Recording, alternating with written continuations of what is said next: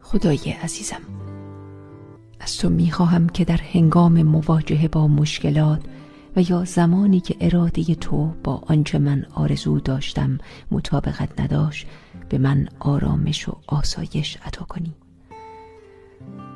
به من بگو که با من هستی و مرا در هر چالشی راهنمایی میکنی. خداوندا، بدان که به اراده تو اعتماد دارم و از تو میخواهم که مرا در عشق و حکمت بی‌پایان خود راهنمایی کنی. بر من و همه نزدیکانم برکت ببخش و بگذار همه ما مطابق خواست تو زندگی کنیم. خدای مهربانم، تو را به خاطر محبت بیکران و بی قید و شرطت که به من و همه مخلوقاتت عطا می کنی سپاس گذارم.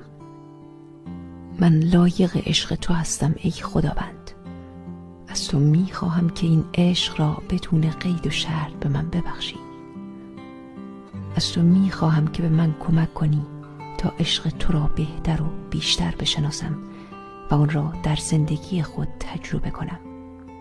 به من کمک کن تا عشقت را در هر لحظه از زندگیم احساس کنم و آن را با دیگران به اشتراک بگذارم.